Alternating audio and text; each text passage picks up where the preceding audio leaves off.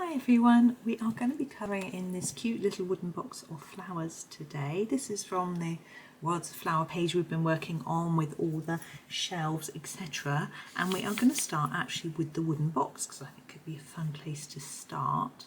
Now, I haven't got a huge selection of browns in my Castle Art set, but I think we can manage, it'll be fine. We have quite reddy browns and one darker brown. I'm actually going to start with the Dyke Brown. I don't know if you can see that very well. So here he is. I can't zoom in anymore, I don't think, or else you're going to lose some of the picture. So I'm just putting a light layer of the Dyke Brown all over the box to start with. So we'll just do that, and then we'll think about the lines and pattern and things. Actually, this isn't as red as I had thought, which is good. It's quite a nice darkish brown. Now we do have, it is made of two pieces of wood with a gap between, but in the gap we can't see the plant pots, which presumably are sitting on the bottom of the box. So I'm thinking that it must be dark in that gap because we can't see. So we'll do that in a dark colour in a minute. I'm just trying to get that reasonably even. It's not going to be perfect, but there we go. I'm thinking about the shading. Now wood doesn't reflect any light, and it's going to look quite flat because wood is usually cut flat. So rather than worrying about trying to make any shine or shape to it, what I'm going to concentrate on is thinking about the wood grain and the pattern. So where there's this knot here in the wood, I'm going to colour that in a little bit darker, because quite often if it in wood with knots, the actual knot part is darker than the rest. And then we have these lines, and what I'm going to do is just colour a darker bit underneath the line, and it will start to add a different look to the wood. And I think it can make it look more interesting. I'm doing quite a thick line under. You can keep it thinner if you want. Just think it shows up a little bit more. So it's up to you. We're just really following Johanna's guidelines here. Not doing anything too fancy. It just makes the wood look a bit more natural. Remember, wood is a natural thing, of course, so it's not going to be perfect. And we've got a little door here, which we will do in a bit. Now I don't know if the 120 set of Castle Arts has any metallic colours in, but I was thinking, you know, the door might have been fun to have a bit of silver around the outside of the frame or something, but silver metallic pencils aren't always that good. I have heard that the Derwent ones are quite good, but they are watercolour pencils, so I have tried them because my mum's got a set. Now I'm going to do quite a dark intense layer in here. So my mum's got a set and I tried them out and I thought they weren't very good, but then I didn't realise they were water soluble, so I don't know how good they are once you've added water. Now what I want to do with the wood is to add a final bit, just sharpening up, and oops, I need to hold my page still, and I'm just going to put some directional lines on here. I want to try and follow this sort of grain that Johanna's drawn for us, but I just think it makes it look a bit more woody, because wood isn't really flat. I haven't really sharpened this well enough. Some pencils hold a better point than a Castle Art, although they're really good. If you want a really, really good hard point, a Prismacolor very thin would do a better job, but we're using Castle Art, so we'll just do this. There, let me see. Yeah, I'm okay with that. I'm just going to add a little bit of a darker line there and there, where there might be some shadowing, and here and here. It's not really going to show up on that one. Now I'm going to do these little round circles. Can you see these? Like, they're the sort of screws holding it together. I'm going to do them in black, so it's just my, oops, upside down. just my Ivory Black. It just doesn't want to catch the light. Hang on. Oh, there we go. I don't know if that was really blurred. Oh well. Just going to push my light back a bit. If I have it too close, it blinds me. But it's nice and bright as long as I get it in the right place. So they're all the little holes, and I think I'm going to make this frame dark as well, and then it will help our little door to stand out. I think what I'm going to do is do it the same colour as maybe the flowers or something. Not sure yet. Okay, we've got pots and flowers. I think we'll match flowers to pot colour because I think that'll be fun. And I want to do these pink. Don't know why, just in the mood for pink today. Now what have we got? Let's have a look. We'll start with the aubergine, I think, on the centres of these. Not right in the centre, on the centre part of the petals. So I'm just going to add a little bit of this. I want to have a darker bit nearer to the centre of the flower and a bit less towards the outside of the petal so that it can sort of fade out. We've got a little scratch in our page there. There's sometimes that happens through a flaw in the paper, sometimes it's something that's been coloured on the other side a little bit too hard, sometimes it can just be from your hands and things like that, but it could be a little bit annoying, but it's not much you can do. You just got to live with it really. It's not like this is a piece of art that's going to go into the Tate Modern and make millions of pounds. It's just for my pleasure. So because I want to enjoy it, I'm not going to worry about that. I'm looking for a lighter colour. I'm going to go, I think, yeah, for this one. I'm going to go for the Grenadine Light, and I'm going to go over the top of the colour, just take it to the edge, really. Just going to make them look all pink and cheery. I never used to like pink.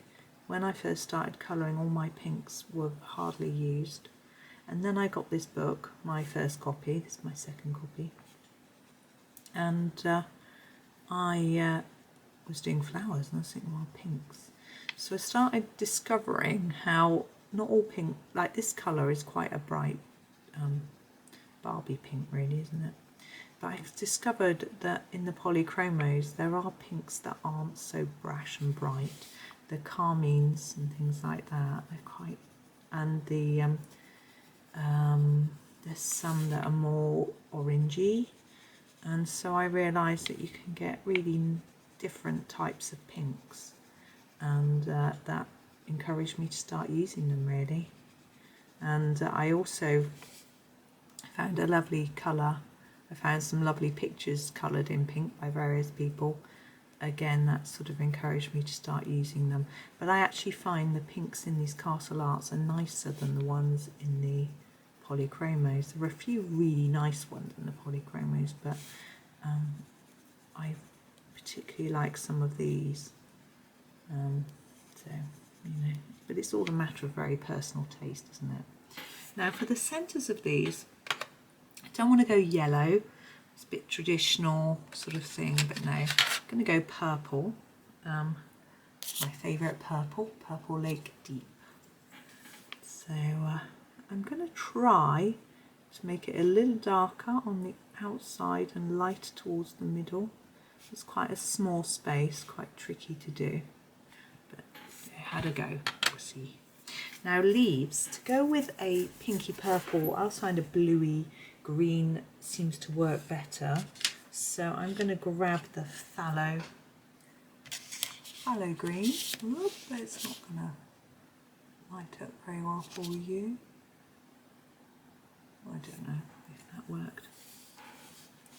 And I'm just going to try to make a little more layers, do more layers towards the bottoms of the leaves and less towards the tip. I am I'm only doing the one colour because the leaves are quite small. You could use the Pthalo Green deep near the stems to get a darker colour, but sometimes just layering up is as effective and also quicker than having to keep swapping between pencils all the time. Sometimes I just want to be quick. Obviously we shouldn't be rushing our way through a picture, but you know, when I'm making a video I have to respect the fact that you haven't got all the time in the world, and also you might not have a big range of colour, so it helps you to know little tricks on how to make more use of what you've got. So there's that. Now, as I said before, I wanted to do a matching container or vase, so I'm just having a little look, and this is a very pretty colour which I'm going to grab if it will let me get it. It doesn't want to come out of the pot. This is a purple. It's just called purple, but it's a very pinky colour to me, but I don't mind. Now this pot's got two parts to it, so I'm actually going to do it in two colours. So I'm going to do this colour at the top. This is really pretty, really like it, and darker on the side, so more layers of colour each end. A bit less towards the centre, we get a bit of a shine on our pot because it's ceramic, a bit of a shine. Now for the other part of the pot I want a darker colour, and I'm actually going to go for the Purple Lake Deep, which we use for the flower centres. It will tone in then, and because it's on its own and it's a bigger area, it won't look too much the same, but it will just tie together. So again, more layers on the edge, and then reduce as you come towards the middle. Take it slowly if you're not confident that it's going to work. Try and press lightly to start with if you can, building up layers as you go.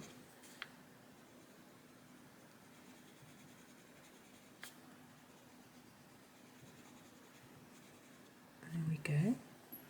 So there's that one done. Now the next one I want to do blue. I do like doing little flowers in blue. Don't know why, it's just a thing that I do, and there's no reason for it. So I'm just grabbing a nice blue. Well, that's not blue. It looked blue, but it's not. Let's do this one. This is the Ultramarine, and I'm not going to do anything fancy because they're really little. So, and I am going to do the centres blue as well, just because it's so little. If I try to do a yellow in there or something, I had thought about doing a yellow centre, I think it would probably end up going green and mixing with the blue.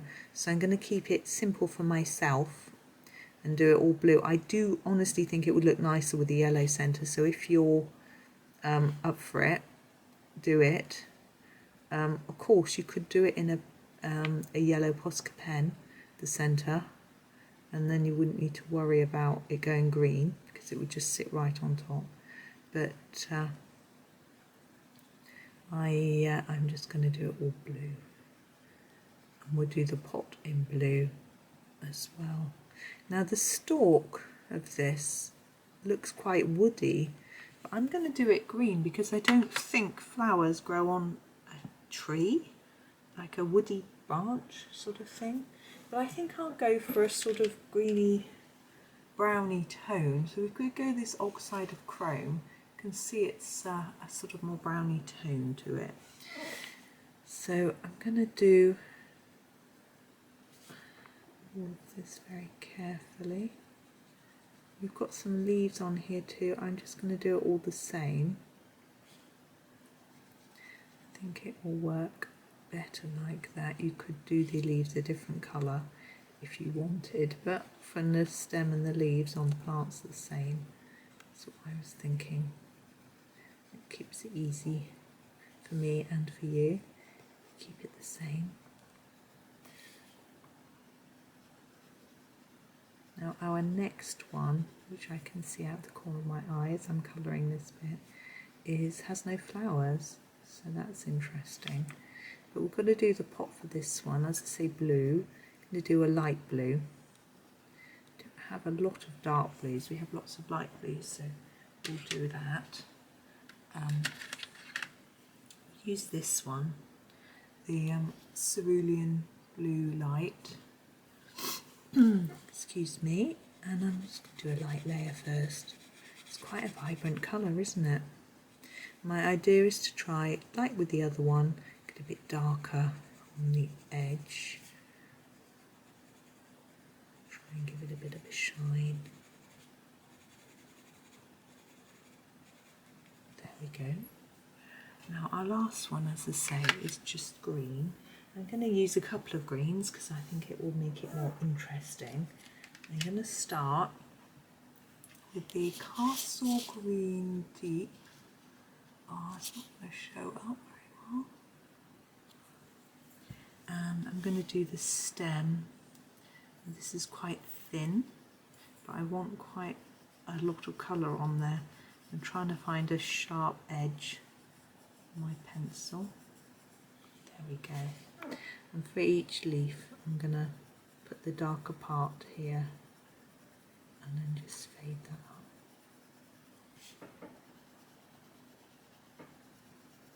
And all the way near to the tip.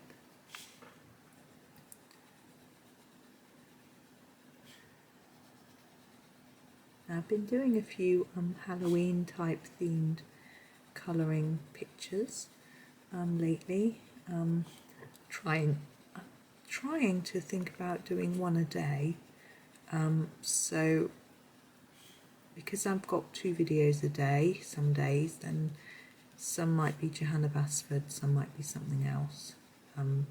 Kirby Roseanne, I don't know, is quite good for skulls and spiders and things, so got a few bits and bobs. So I thought that'd be fun, but I did do some last year as well. So there are those to look back on. I'm going to go for the Castle Green Light for the tips. I'm going to go over the whole leaf in this, but fade it towards the tip.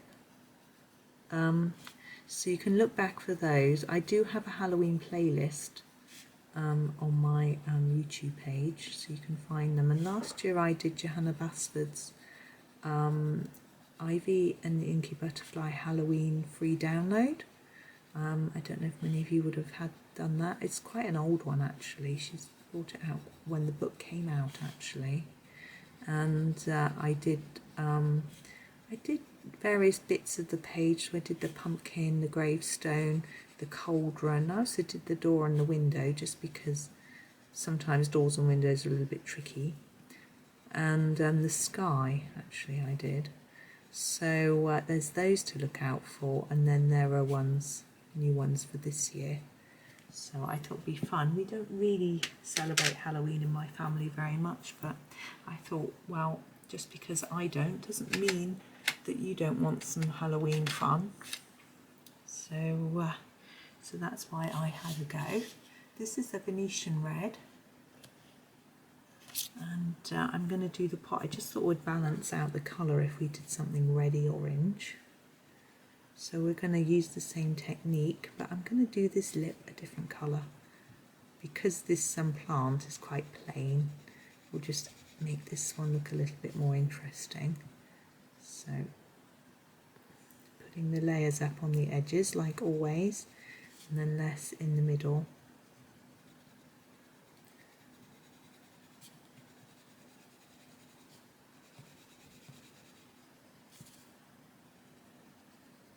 Sorry, I'm not talking, just concentrating. I've gone miles out of the line. I was worrying about that. I'm just going to erase it. I won't have to worry about it. I can talk to you then. There we go. There. And this lip I want to do a little bit darker. Just looking at my reds, I think the Vermillion may work. I'm not sure if it's too much of a pinky red, but we'll give it a go. Let's see what happens. Oh no, that's nice. that. But we're going to use the same technique to fade it towards the middle, because obviously the light will be the same on this piece. But what we need is a little bit of shadow under there, I feel. I'm going to grab the Dyke Brown to do the shadow.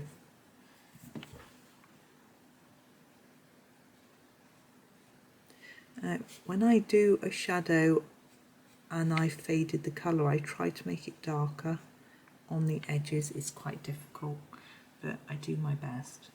Okay, now we've got our door. We've got a tiny, tiny window, and I'm going to use the cool grey, which is here, to just do a couple of lines across the window. That's it, and hopefully it will look like the light's shining off the window. Now, door colour. I'm thinking yellow. We've got no yellow in this picture, but I'm thinking, what colour are we doing for the background? Yeah, let's do the door in quite a light yellow.